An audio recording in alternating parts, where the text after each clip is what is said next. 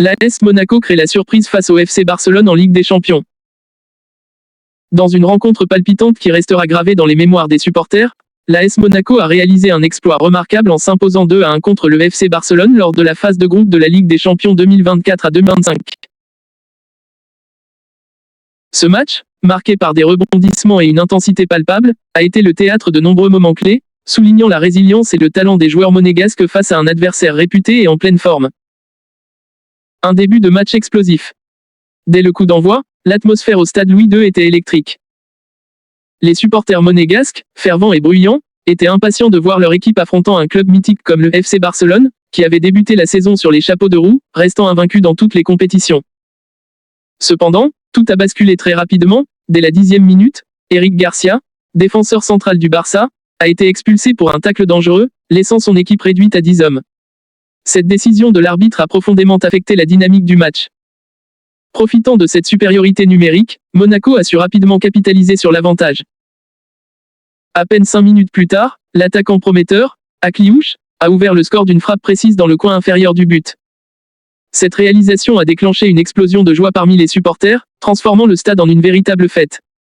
La stratégie de Monaco, axée sur l'exploitation des espaces laissés par la défense barcelonaise affaiblie, semblait porter ses fruits. Réaction barcelonaise. Malgré cette ouverture du score, le FC Barcelone n'a pas baissé les bras. Lamine Yamal, jeune prodige et l'un des espoirs les plus brillants du club, a pris les choses en main. Sa vitesse et son agilité ont permis de créer plusieurs occasions dangereuses. Alors que les minutes défilaient, il a réussi à égaliser en marquant à la 25e minute, rétablissant l'équilibre dans ce match déjà captivant. Cette égalisation a été accueillie par un mélange de soulagement et d'excitation dans les rangs catalans, qui croyaient encore en leur capacité à renverser la situation.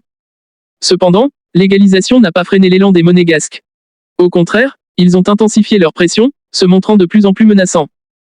Leur milieu de terrain, bien organisé et dynamique, a su contrôler le jeu, multipliant les passes rapides et les mouvements intelligents. Le duo offensif, composé d'Akliouche et de Zakaria, a mis à mal la défense barcelonaise, qui semblait désorganisée face à l'intensité du jeu monégasque. La détermination de l'AS Monaco. Au fil des minutes, le match est devenu un véritable combat tactique. Les entraîneurs, Philippe Clément du côté de Monaco et Flick pour le Barça, étaient en constante réflexion, cherchant à exploiter les faiblesses adverses. Monaco, avec un pressing haut et une défense bien regroupée, a continué de mettre en difficulté les Catalans. Finalement, c'est à la 70e minute que le match a pris une tournure décisive. Iloniquena, entrant en jeu en seconde période, a fait preuve d'une grande détermination. Après un contre éclair, il a reçu le ballon à l'entrée de la surface. Avec une frappe puissante, il a redonné l'avantage à Monaco, propulsant les siens à 2-1.